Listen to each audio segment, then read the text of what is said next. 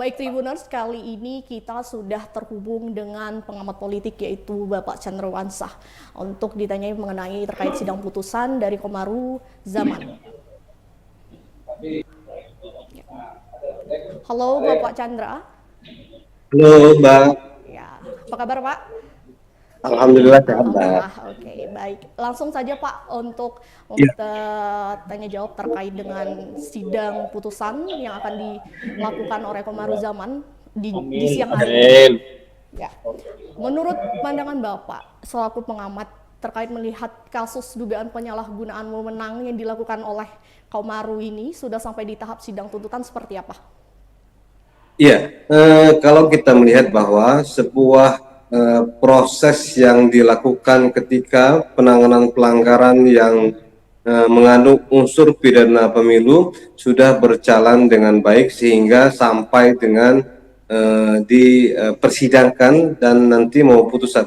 Tapi yang menjadi perhatian adalah ya bagi pasangan calon terutama wabil khusus yang incumbent maka ada hal-hal yang memang sangat mengikat kepada calon yang berstatus incumbent karena pasal 71 sangat mengikat terkait dengan adanya incumbent yang berkampanye dengan menggunakan program yang menggunakan powernya untuk kepentingan pencalonan yang juga misalkan dia incumbent merolling ASN 6 bulan sebelum hari H dan 6 bulan setelah hari H ini kan sangat berpengaruh terhadap pencalonan yang bersangkutan karena pada pasal 73 apabila yang bersangkutan terbukti melakukan kegiatan yang pelanggaran administrasi TSM bisa juga membatalkan seorang calon dalam sebuah pencalonan. Walaupun nanti misalkan terbuktinya yang bersangkutan ketika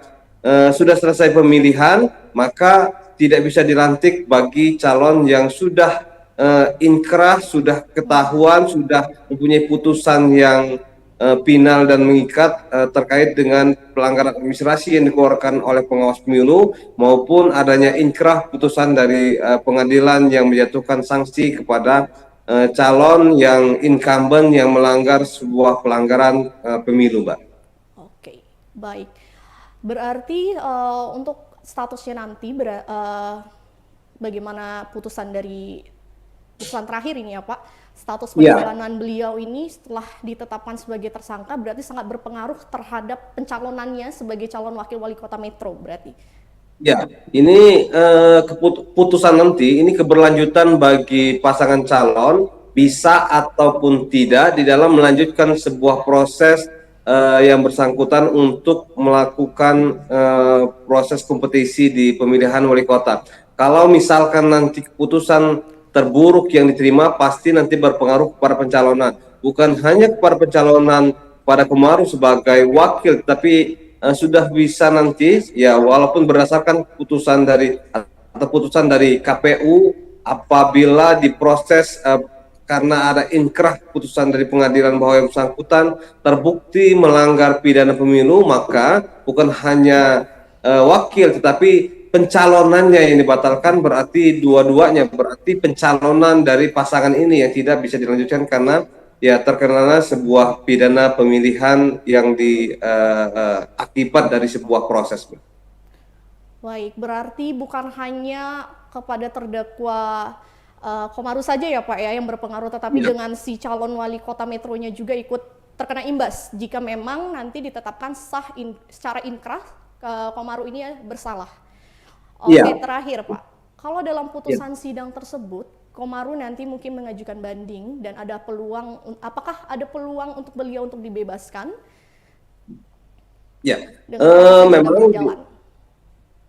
Kalau terkait dengan banding, ya ini kembali, walaupun lagi berproses nanti kalau bandingnya juga tidak dikabulkan, maka yang bersangkutan walaupun nanti terpilih karena suara terbanyak nanti ketika selesai pemilihan, maka tidak bisa dilantik. Ini yang berpengaruh signifikan terhadap pencalonan dari pasangan calon ini, Mbak.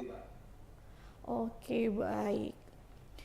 Baik, kalau seperti itu Bapak Chandra, sepertinya cukup pertanyaannya sampai di situ dulu. Kita Ya, tunggu kita seperti apa putusan terakhir ya, terhadap terdakwa Komaru Zaman terkait dengan kasus dugaan penyelewengan ya. Kita kegiatan saksikan saja penyelenggaraan nanti pemilu. Ya, terima putusan kasih dari Bapak Chandra. ya, Mbak. Terima kasih kembali. Baik, Tribuners, itulah tadi breaking news bersama saya Putri Salama.